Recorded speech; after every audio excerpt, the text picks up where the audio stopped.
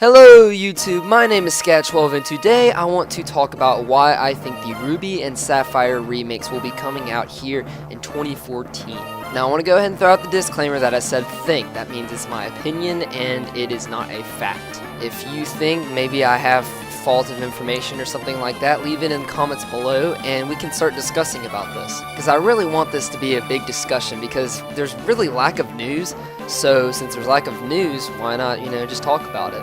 So I'd like to go ahead and say that I don't think Z is going to come out this year, specifically because Emerald came out 2 years after Ruby and Sapphire, and then Platinum came out 2 years after Diamond and Pearl.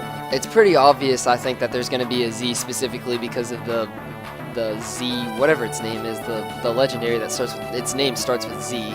But anyways, I don't think that's going to come out until next year. Now I know some people probably say that it's still too early to be able to release, Ruby and Sapphire remakes, but honestly, if you really look at it, look how exactly they released Red and the Fire Red and Leaf Green, and then later on Heart Gold and Soul Silver.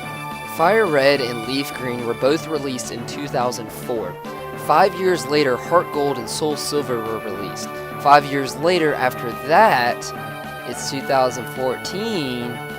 It just seems to make sense to me. And while it hurts me to say this, the Game Boy Advance has been long forgotten, or not forgotten, but long not been supported for a long time. And I think that's missed profits.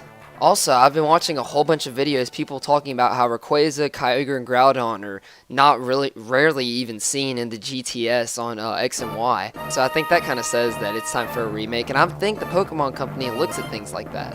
And not only that, but there's a lot of benefits to remaking the game. Normally, they wouldn't just remake a game just to remake it, but they would want to add enhancements to the game. And there's plenty of enhancements they could put in. First of all, one of my favorite ideas that they could do with this game is the secret base street pass. You have a secret base and you can street pass and you get other people's secret bases, and it would be so cool.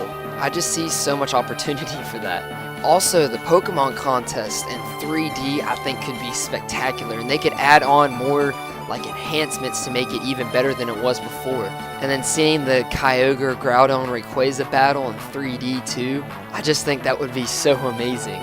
But nonetheless, these are enhancements that they could add to the game, along with online trading, which practically every Pokemon game has except the original Fire Red and Leaf Green. But that's kind of baked in with the Heart Gold and Soul Silver. I know it's not the exact same story and everything, but it has the Kanto region remade in it, so my opinion is probably a little bit biased because I really want these games, but nonetheless, I believe it makes sense. Also, if they do well, I guess whenever they do remake this game, they need to add more rival, encounters. You barely fought May or Wally, at all during the game. Oh, and the Battle Frontier practically needs to stay about the same because it was freaking amazing. I love that.